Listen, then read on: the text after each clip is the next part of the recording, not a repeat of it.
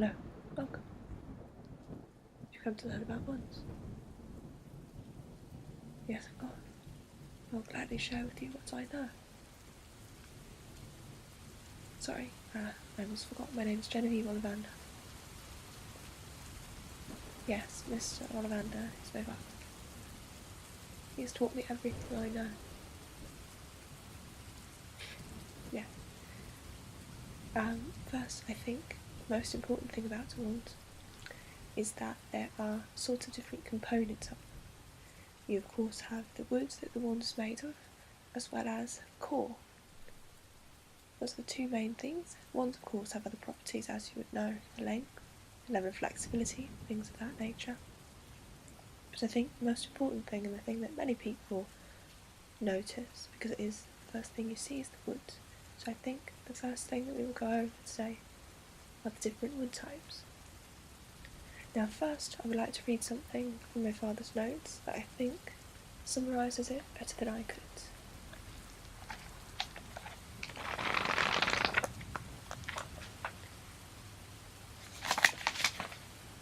Here we go. Now, every single wand is unique and will depend for its character on the particular tree and magical creature from which it derives its materials. Moreover, each wand, from the moment it finds its ideal owner, will begin to learn from and teach its human partner. Therefore, the following must be seen as general notes on each of the wood types I like to work with best, and ought not to be taken to describe any individual wand. Only a minority of trees can produce wand-quality wood, just as a minority of humans can produce magic. It takes years of experience to tell which ones have the gift, although the job is made easier if bowtruckles are found nesting in the leaves, as they never inhabit mundane trees. The following notes on various wand woods should be regarded very much as a starting point, for this is the study of a lifetime, and I continue to learn with every wand I make and match. Now, of course, you will know that no two wands are alike, so as he stated in his notes, the different woods do have different properties to them, but that does not necessarily mean that if you have a wand of that wood that it necessarily says something about your nature. These are, I would say, generalisations even about the types of things that these woods tend to show and portray, or the type of person that they tend to be attracted to. So, while it is something that has come from a pattern, I don't think it would be in your best interest to take it to heart if, you have a wand that says it is drawn to nobility and you don't feel like that. Do not feel like that means your wand is not right for you, because it is. Your wand has chosen you. It just means that it saw something in you like that. And I think that's the most important thing to take away. So the first wood we'll be going over is acacia. Acacia is a very unusual wand wood, which I have found creates tricky wands that often refuse to produce magic for anybody but their owner, and also withhold their best effects from all but those that are the most gifted. Now, this sensitivity renders them a little bit difficult to place, and I only keep a small amount of them for those that are sort of sufficient subtlety, because acacia wands are not suited what is commonly known as, what they call bangs and spells magic, sort of a lot of fanfare, things like that. But when well matched, an acacia wand matches any other wand for the amount of power, though it is often an underrated wand wood due to how peculiar its temperament is. Now, an alder wand, mind you, there are elder and alder. Now, we are talking about the former, this is alder this time. Alder is an unyielding wood, but I have discovered that its ideal owner is not necessarily stubborn or obstinate, but helpful, considerate, and generally quite likeable.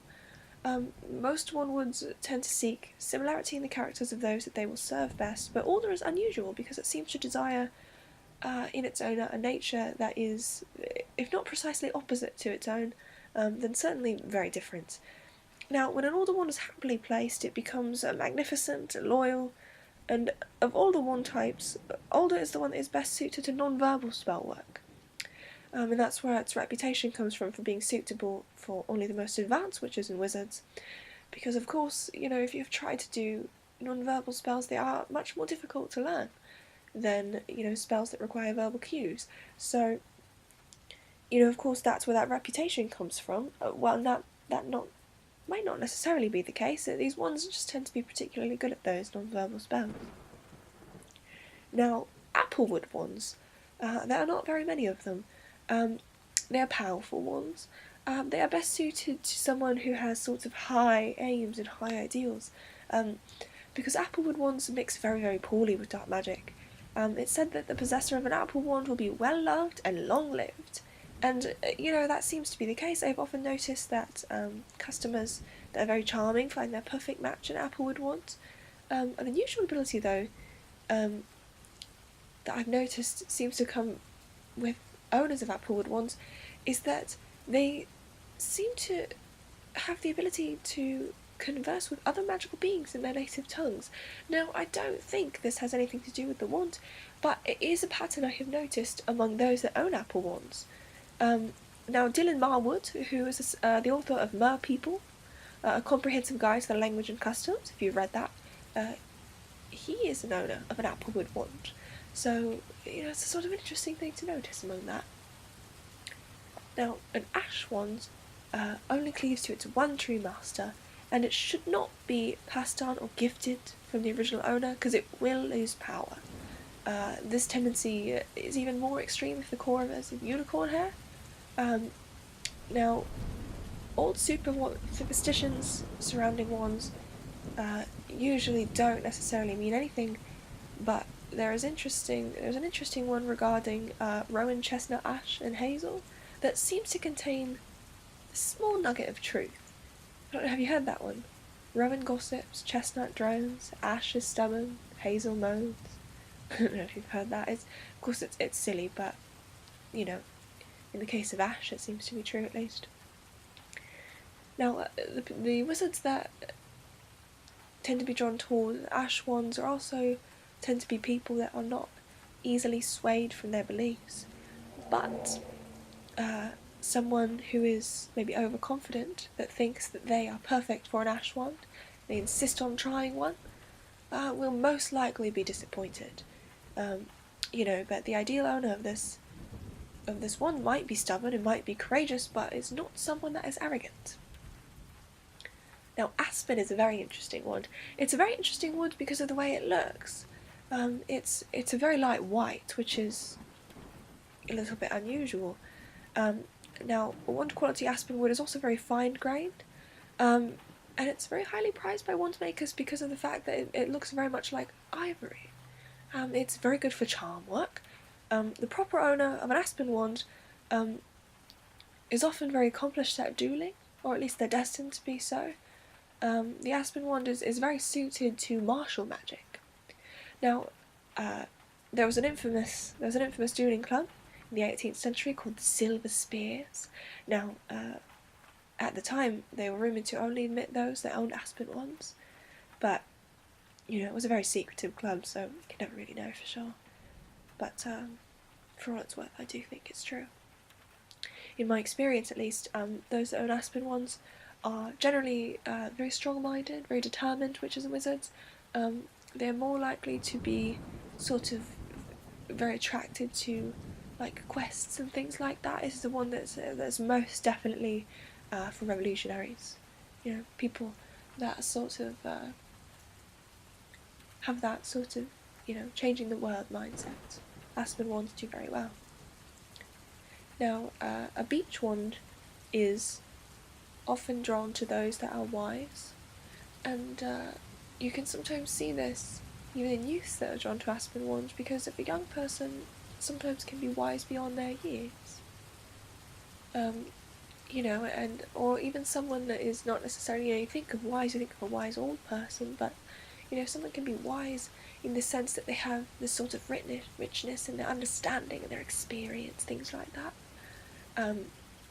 Beech wands, of course, don't perform very well for those that are narrow-minded, intolerant, things like that. Witches and wizards that have acquired beach wands in the past without being properly matched, because they simply designed the wood because it is, rather highly prized. Sometimes they have come to wand makers such as myself, and asked, this wand is so pretty, but why isn't it powerful? And of course, it's because it's not meant for them. Beach wands do have a sort of very lustrous reputation, of course, due to the fact that when it is properly matched, keyword properly matched, a beach wand is extremely capable of a subtlety and an artistry that is very rarely seen, and that really leads to it having such wondrous reputation. Now, blackthorn wood is a very unusual wandwood. It has a reputation of being suited to a warrior, and I think, in my experience, that does seem to be true. Now, this doesn't necessarily mean that the owner of a blackthorn wand does practice the dark arts. That doesn't necessarily mean that is the truth, but someone that maybe favors the dark arts might enjoy the amount of power that a blackthorn wand has. Now, on the other hand, and the opposite, auras as well have a history with blackthorn wands, and they are using the power for much different purposes. Auras and Azkaban, as they say. Those are the homes of blackthorn wands. Now, the blackthorn wand will be extraordinarily loyal and faithful. That is one of its very interesting characteristics. Now, some say that comes from the characteristics of the bush that it comes from, the blackthorn bush. It has these wicked thorns, right? But it produces its sweetest berries after the hardest frosts. So it seems like after a blackthorn wand passes through danger or hardship with its owner, that seems to be when they become truly, truly bonded. It's an interesting one, that one. Now, black walnut is less common than a standard walnut. A black walnut wand will seek someone who has good instincts and a powerful insight. Black walnut is known for being a very handsome wood, but it is not very easy to master. It has one very interesting quirk, in that it is very unusually attuned to its owner's inner conflict. It sort of loses power very dramatically if its possessor practices any sort of self-deception. If the owner of the wand is unable or unwilling even to be honest with themselves or others, the wand often fails to perform, and it must be matched with a new owner if it is to regain its power. Now, of course, if this wand is paired with a sincere and a self-aware owner, it can become one of the most loyal and impressive wands. And it does have a very particular flair for charm work, which I think is rather interesting. Now, a cedar wand is a very interesting wand. I think those that own cedar wands tend to have unusual loyalty. My grandfather, Gervais Ollivander, used to always say, "You will never fool the cedar carrier." And I think that is true. I think the cedar wand will find its perfect home where there is a certain levity of loyalty and perception. I personally have never yet met the owner of a cedar wand who I would care to cross, though, especially if harm is done to those that they love. The owner of a cedar wand is well matched. It carries the potential to be a very frightening adversary. And that tends to come as a shock to those who have challenged them. Cherry is a very rare wandwood. It is an absolutely beautiful colour, but it has a very strange power. Now, it's most highly prized by the wizarding students of the school of Mahatukoro in Japan, where those who own cherry wands have a very special level of prestige. Now, a Western wand purchaser should dispel from their minds any notion that the sort of pink cherry blossoms of a cherry tree makes for a frivolous or an ornamental wand, because that is not necessarily the case. Cherrywood often makes a wand that possesses just truly lethal power, whatever the core is, but when it is teamed with Dragon Heartstring, it should never be paired with a wizard that does not have exceptional self-control and strength of mind. Chestnut is a very curious wood. It varies greatly in its character depending on the core of the wands, and it takes a great deal of its personality from the personality that possesses it. Now, the wand of Chestnut is attracted to those who are skilled tamers of magical beasts, or those who possess great gifts in herbology, or natural flyers, things like that. But when it's paired with Dragon Heartstring, it may find its best match of those who are a little bit over fond of luxury and material things. Conversely, 3 successive heads at the Wizengamot have possessed Chestnut and Unicorn wands, for this combination shows a predilection for those who are concerned with all manner of justice. Cypress wands are associated with nobility. Now, this is the one I was talking about earlier, nobility. I think about this because I myself have a cypress wand. Now, I am obviously not a noblewoman, I am a simple wand maker, but I don't get myself down about that. I do think this wand is meant for me, we do have a bond. Cypress wands, because of their association with nobility, my grandfather Garrett Ollivander, he did say that he was always honoured to match the cypress wands, for he knew he was meeting a witch or wizard who would die a heroic death. Now, that used to scare me as a young witch, when I was matched with a cypress wand. I thought, oh good lord, my grandfather thinks I'm going to die. But now that it is not as bloodthirsty of a time, the possessors of cypress wands were rarely called upon to lay down their lives, but it is thought that many of them would do so if required. Now, it is said that wands of cypress find their soulmates among those who are unafraid to confront the shadows in their own and others' natures. Just sort of interesting to consider. Now, a dogwood is a very interesting wand. Matching a dogwood wand with its ideal owner is always entertaining. Dogwood wands are the sort of quirky, mischievous, they have playful natures, and they insist upon partners who can provide them with the scope for excitement and fun. Now, it would be quite wrong, though, to think that this means that they can't do serious magic.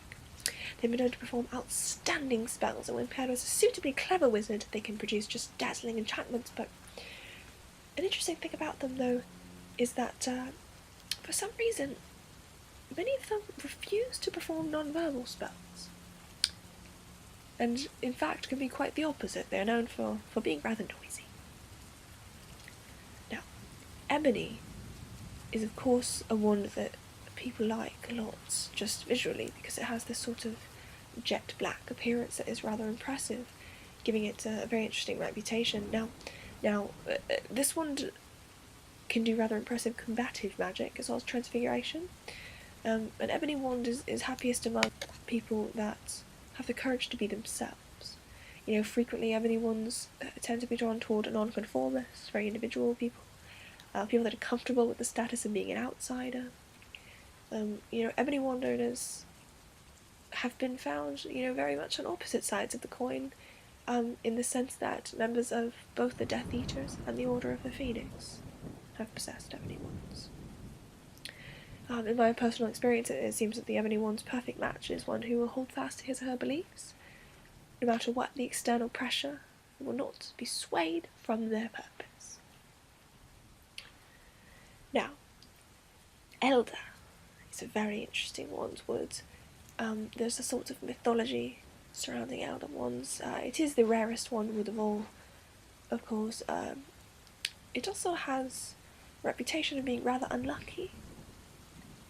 But, that does have to do with the myth of the Elder Wand. You've heard that, haven't you? The Deathly Hollows. It is rumoured that the Elder Wand, you may only possess it if you kill the wizard who owned it before you. Now, I don't know how true that is, but what I do know is that the Elder Wand is real. I've seen it. Last anyone heard of it, it was in the possession of one Harry Potter. Now, the old superstition about Elder Wands is wand of Elder, never prosper. Now, that came from sort of a fear of the wand. But that's baseless, you know, there's nothing really about that. The wood itself does not decide the fate of the wizard who owns it, you know. Elm is a wood that has a spotty reputation, I would say. There is a belief that only purebloods can produce magic from elm wands, but I don't necessarily think that that's true. I have matched muggleborns with elm wands myself. I think that rumour came from somebody that was just trying to prove their own credentials. The truth is that, you know, elm wands, what they want is they prefer owners of presence, dexterity, and like a certain level of dignity. Now, of all wand woods, in my personal experience, elm seems to produce the fewest accidents and the most elegant charms and spells. Elm wands tend to be very sophisticated, capable of highly advanced magic, but when placed in the right hands.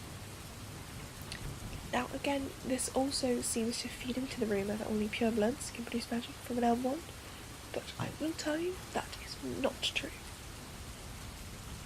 English oak is a wand that is very loyal. Wands have this ability to sense character,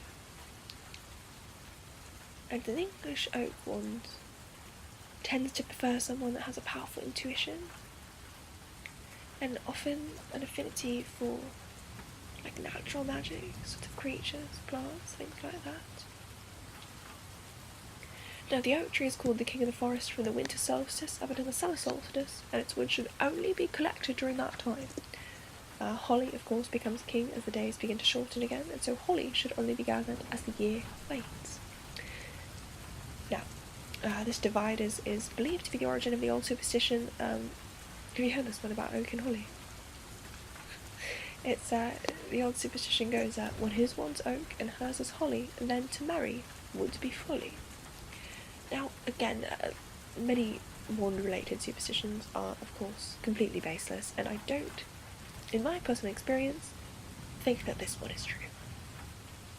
It is said, though, that Merlin's wand was of English oak, but his grave has never been found, so we can't really prove this, but that is the rumour, and to be honest with you, I think it makes sense. Now, fir is often called the survivor's wand. Now, this is a very interesting story to it.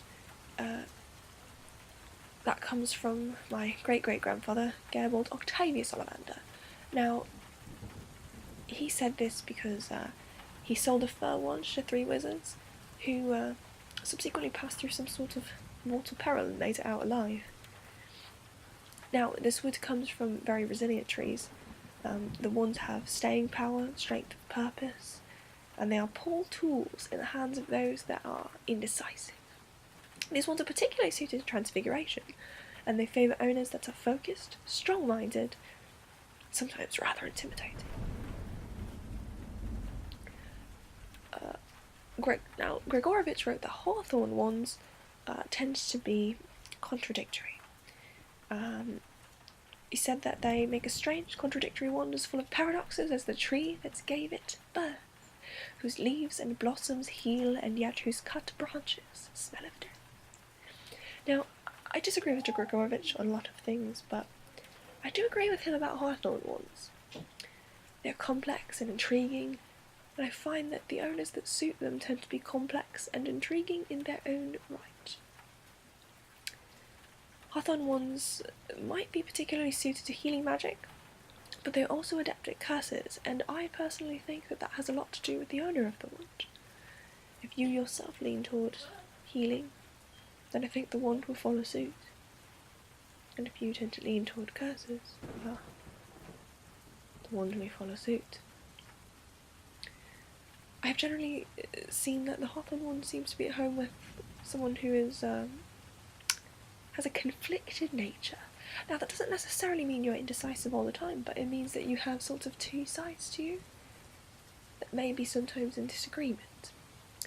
Or these wands tend to do well through periods of turmoil. Now, Hawthorn Wand is not easy to master, and I don't think that I would personally place a wand, Hawthorn Wand, with someone who does not already have an immense amount of talent, because those consequences could be potentially dangerous. Now, the wand does choose the wizard, and I have yet to experience this, but if a Hawthorn Wand were to match itself with the young witch or wizard, it would be because the wand thought that the wizard could handle it, and in that case I would have to go along. I would never suggest it, but if the wand insists, I will obey. Another interesting thing about Hawthorn Wands, though, is that partially the problem is that when they badly handle their spells, they can backfire rather severely and explosively. It's not a pretty sight. Now, Hazel Wands are known for being rather sensitive. These wands often reflect their owner's emotional state. They work very well for people who can understand and manage their own feelings.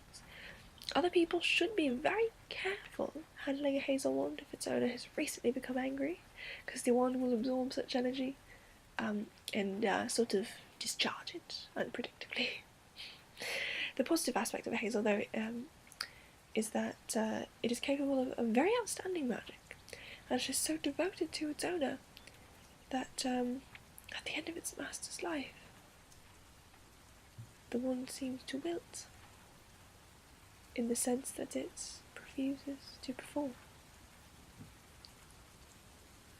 Hazel wands also have a very unique ability to detect water underground, which is very interesting and can be very useful in some cases.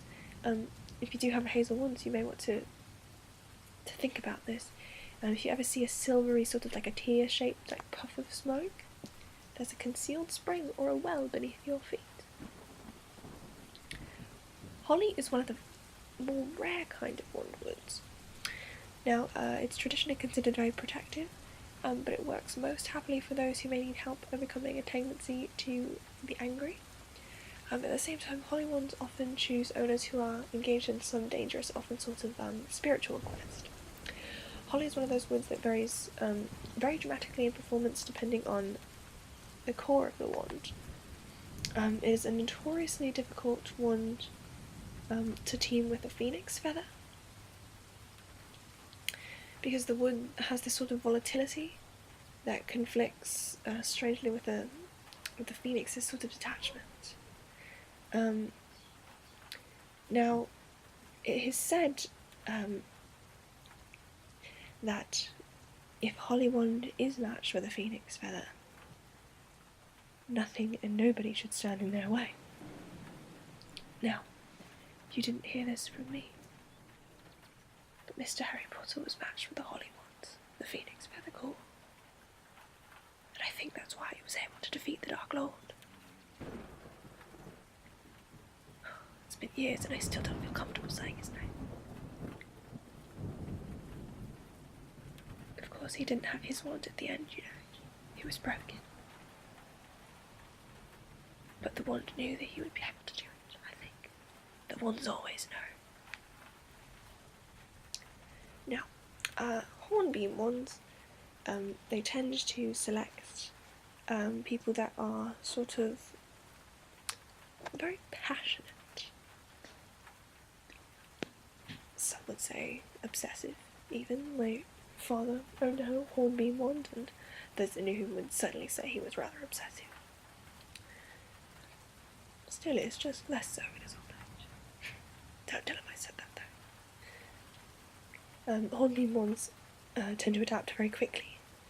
They tend to adapt more quickly than other wand woods to their own style of magic. And they become very personalised, so it means that other people have a hard time using them, even for the simplest spells. They also will absorb their owner's code of honour, whatever that might be, and it means that they will refuse to perform acts, whether good acts or bad, that do not match up with their master's principles. They can be rather fine-tuned, and they have a sort of particular level of sentience to them. Some may find unnerving. Larch wands very warm colour. They have long been valued as sort of a very attractive and powerful wand. It has a reputation for instilling courage and confidence in its owner. Now, the demand for these wands has always outstripped the supply. But this wand, even though it's very sought after, it's hard to please no matter of ideal owners. It's trickier to handle than many people imagine. I find that it tends to create wands of hidden talents and unexpected effects, which usually end up prescribing the master who deserve them. It is often the case that the witch or wizard that belongs to the large wand may never realise the full extent of their power until paired with it. But when they do, then they would then make an exceptional match. Laurel wands have a reputation for being innately good. It is said that a laurel wand cannot perform a dishonourable act. Now, I don't necessarily think this is true, because I have known laurel wands that have performed powerful, sometimes lethal magic, all in a quest for glory. Laurel wands are sometimes considered fickle, but I don't necessarily think that is fair. Laurel wand does not seem to tolerate laziness, and in that case it is very easily put away.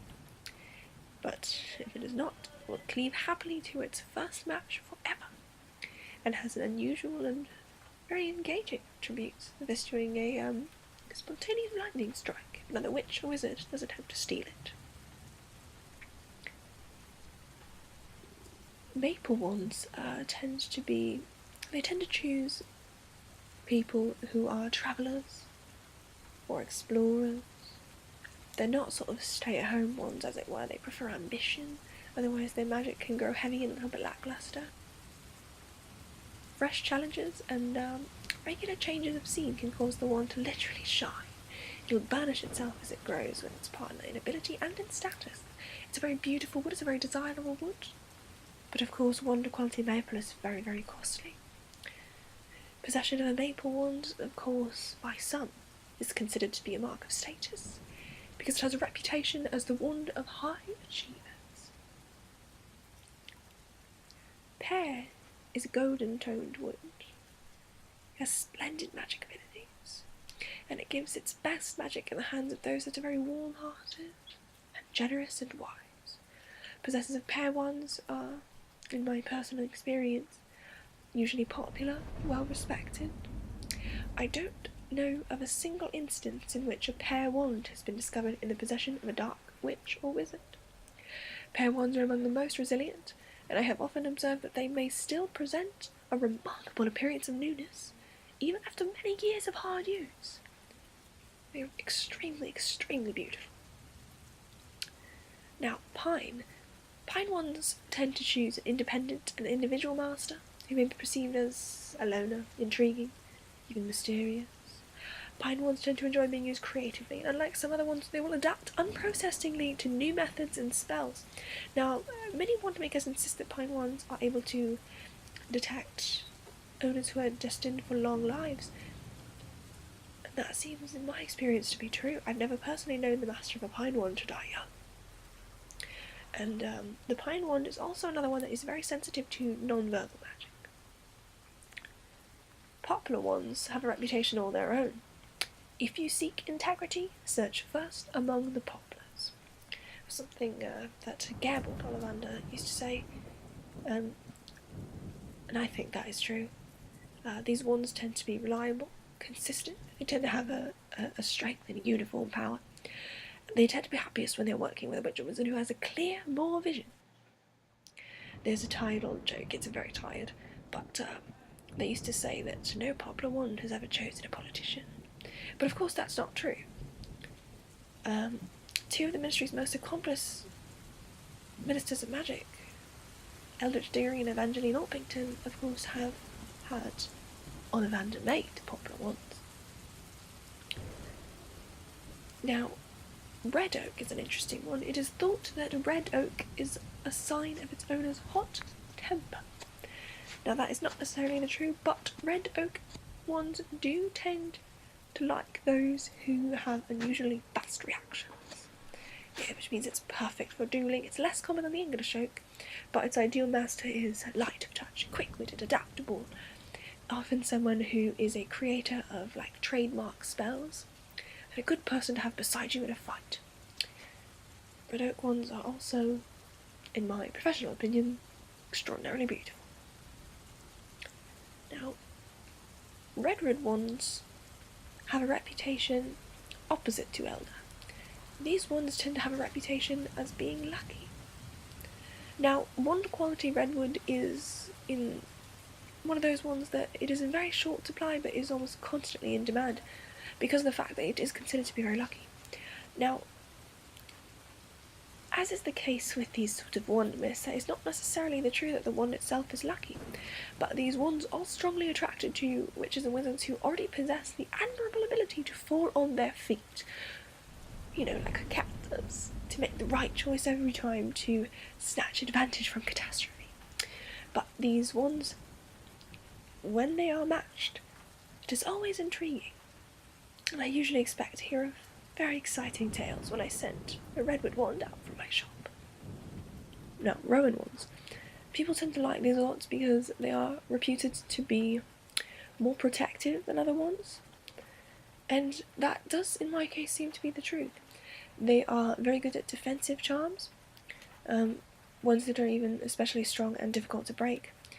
Now, it is commonly stated that no dark witch or wizard ever owned a rowan wand, and in my experience, that seems to be true. I cannot recall an instance where one of my own rowan wands, at least, has gone on to do evil in the world. Rowan is most happy in those that are clear-headed and pure-hearted, but their reputation for virtue shouldn't fool anyone, for these wands are the equal of any, often the better, and frequently outperform others in duels. Silver lime is a very interesting one. It's very unusual. It's highly attractive. The colour is just absolutely stunning. It was greatly in vogue in the 19th century. At the time, demand was more than the supply, and in an effort to fool people into believing they had a silver lime wand, less honest wand makers than myself dyed substandard woods in an effort to produce it. It would make people think they had a silver lime wand when they didn't. Now, silver lime wands tend to perform best for those who are very skilled in legitimacy, as well as seers. Now, these are both very mysterious arts, and because of this, it gave the possessor of a silver lime wand considerable status. When demand was at its height, wand makers claimed that the association between silver lime and clairvoyance was a falsehood circulated by merchants who have overstocked their workshops and hoped to shift their surplus. Now, the man who said that was an idiot, and nobody, of course, was surprised when he went out of business. Now, spruce can be a difficult wood if you're an unskilled wand maker. It is true that it requires a sort of deftness to work with, but it does produce wands that are ill-matched with those that are nervous or cautious. These wands can become dangerous in fumbling fingers. The spruce wand requires a firm hand because it often produces its own ideas about what magic ought to be called upon for. However, when a spruce wand does meet its match, which in my experience is somebody who is bold, with a good sense of humour, it becomes superb, intensely loyal, as well as capable of producing particularly flamboyant and dramatic effects. Sycamore makes a very interesting wand. These wands are eager for new experience, and they will lose brilliance if they are engaged in mundane things. Now, they have an interesting quirk in which they may combust if they are allowed to become bold. Many witches and wizards who are settling down into middle age may find that their trusty wand may burst into flame in their hand as they ask it one more time to fetch their slippers. Now, the sycamore's ideal owner is curious, vital, adventurous, and when this wand is paired with such an owner, it demonstrates a capacity to learn and adapt that earns it a rightful place among the world's most highly prized wand woods. Now, the Druids considered anything with a woody stem as a tree, and vine makes wands of such a special nature that I have been no less than delighted to continue their ancient tradition. Vine ones are among the less common types, and I have been intrigued to notice that their owners are nearly always those who seek a greater purpose, that don't have a vision beyond the ordinary, and who frequently astound those who think they know them best. Now, vine ones seem strongly attracted by personalities with hidden depths, and I have found that they are very sensitive when it comes to detecting a prospective match. Reliable sources say that a vine wand can emit magical effects when their potential owner walks into the room. And I have twice observed this in my own shop. Now, walnut wands tend to be drawn to highly intelligent witches and wizards. In 9 out of 10 cases in my experience, they tend to find their match. Now, walnut wands are often found in the hands of innovators and inventors. It's a very handsome wood. It has a very unusual amount of versatility and adaptability. Now, a note of caution should be exercised here that the walnut wand, though it may be difficult to dominate or it may resist the performance of spells that it's not used to, once it is sort of matched to you, it will perform any task its owner desires, providing that the user is of sufficient brilliance. Now, this makes for a truly lethal weapon in the hands of a witch wizard, no conscience. For the wand and the wizard may feed from each other in a particularly unhealthy manner. Now, willow is a very uncommon wood, and it tends to be drawn to those with a healing power. I've noticed that the ideal owner for a willow wand often has some usually unwarranted insecurity, however well they may try and hide it. Now, while many confident customers insist on trying a willow wand, they are attracted to its beauty. My willow wands seem to select those who have greatest potential, rather than those who feel that they have little to learn. And it has always been a proverb in my family that he who has the furthest to travel will go fastest with willow. Now, the last of the woods we'll discuss today is a yew wand. Now, yew wands tend to be among the rare. They are ideal matches, but also unusual, occasionally sometimes notorious. A yew wand is reputed to endow its possessor with the power of life and death, which might, of course, be said of all wands, judging by the nature of magic, but yet yew retains a particularly dark and fearsome reputation in the spheres of dueling. However, it is untrue that those that own yew wands are more likely to be attracted to the dark arts. That is simply not the case. The witch or wizard best suited to a yew wand might equally prove a fierce protector of others. Wands hewn from this wood has been found in the possession of both heroes and villains. Where wizards have been buried with wands of yew, the wand generally sprouts into a tree guarding the dead owner's grave. What is certain, though, is that a yew wand never chooses an owner that is mediocre or timid.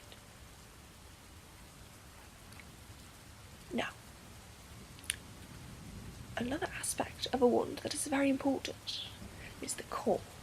Now, I personally, as well as my father, tend to work with 3 main types of core. Now, you can use other things in the core of a wand. These are just the 3 that I'm most familiar with. They are unicorn hair, dragon heartstring, and a phoenix feather.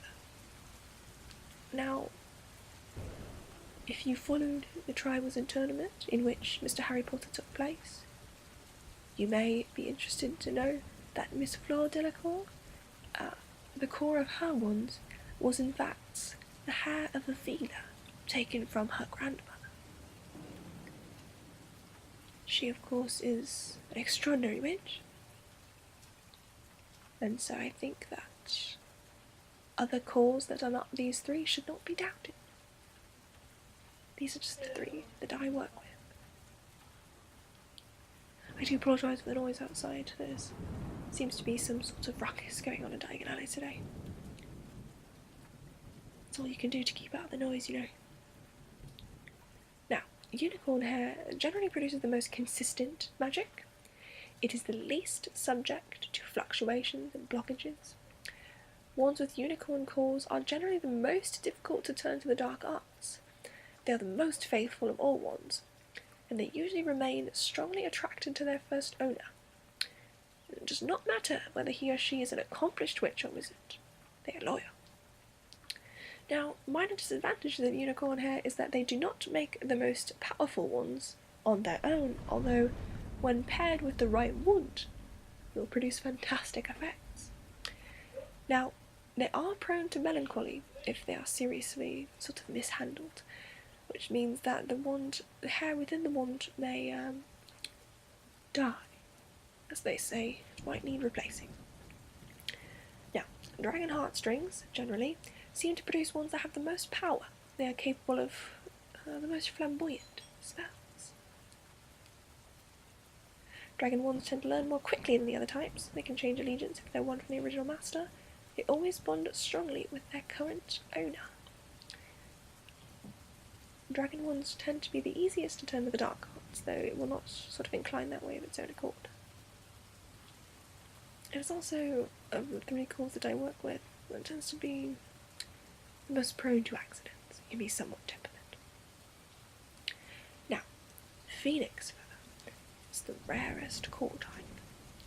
Phoenix feathers are capable of the greatest range of magic, though they may take longer than the others to reveal this. They tend to show the most initiative, sort of acting of their own accord, which is a quality that many witches and wizards don't quite like. Phoenix feather wands are always the pickiest when it comes to potential owners. The creature from which they are taken is one of the most independent and detached in the world. These wands are the hardest to tame and to personalise, and their allegiance is usually hard-won. Now, you may have heard the rumours about Harry Potter and you know who. You've heard them. Are they true? My father sold the wands himself. The phoenix feather that's in Harry Potter's wand comes from the same bird that gave its feather to you know whose wand. Yeah, that's why they were connected, you know. The wands. That's why when they fought, they had such a hard time. They were connected, and the wands were connected. It was like the wands knew that they had this connection between them. Most unusual. Now, of course, Harry Potter's wand is still in use, performing brilliantly, even. I will boast that I saw him come by the other day with the wand for his daughter. She's attending Hogwarts soon, you know. Now, another aspect of wands that's a little bit unusual is that the length and flexibility of a wand may change. Now, many wand makers simply may want to match the wand's length to the size of the person who will use it. But that is not necessarily always the best way to go. Longer wands might suit a taller wizard, but they tend to be drawn to bigger personalities and those who want a more spacious and dramatic style of magic. Neater wands may favour more elegant and refined spellcasting. However, no single aspect of wand compositions should be considered in isolation of all the others.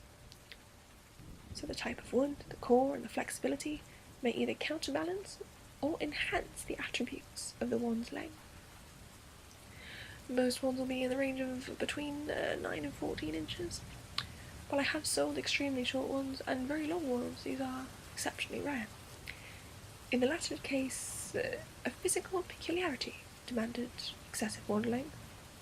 However, abnormally short ones usually select those in whose character something is lacking, rather than because they are physically undersized. Many very small witches and wizards are chosen by longer wands. Wand flexibility or rigidity denotes the degree of adaptability and willingness to change possessed by the wand and owner pair. Although this factor is not necessarily should be considered separately from the rest of the wand's aspects. And I think it is important to note that while it is interesting to study the important and different aspects of wandwood, it is the combinations of these that create unique wands, and is the reason that the wand chooses the wizard, because the wands know better than us what they need. May be inclined to choose a long wand for a tall wizard, or an ebony wand for someone you think is rather no fancy, but that is not necessarily the case. Being a wand maker does involve being a judge of character in the sense that you should be able to work with the wands and know where to start. Now, the wand may choose the wizard, but you may have to give it a push, in the sense that, you meet somebody, you have to sort of get an immediate read on their character, and you can sort of choose where to start and work from there. And once you see what's not quite right, you can tweak and adjust and try different ones until you get the one that is just right. There is no greater satisfaction as a wand maker than matching on your first try. Does anybody have any questions? Harry Potter's wand. You want to learn more about? Yes, well, Harry Potter's wand is an interesting subject. Now, as I told you before, it was connected to you-know-whose wand. Do you know where the phoenix feather from that wand came from? Correct. It was a phoenix owned by Albus Dumbledore. I say the phoenix was owned by him, but they were companions. Now, you-know-who in his youth also chose a wand with a feather from that phoenix, which is why they were sort of brothers, my father said. Now, what does your... Oh, yes, I did say that Harry Potter's wand was broken. So then why is it working again? Yes, that's an interesting story, I suppose, isn't it? Now, wand repair is a very, very difficult art.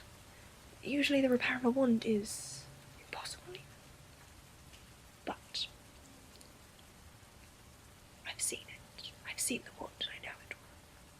And I will tell you what I think. In my experience, I think the only thing that could have saved Harry Potter's wand was the Elder Wand. It is rumoured that he had it, and I think it's true. I think he repaired his wand with the Elder Wand.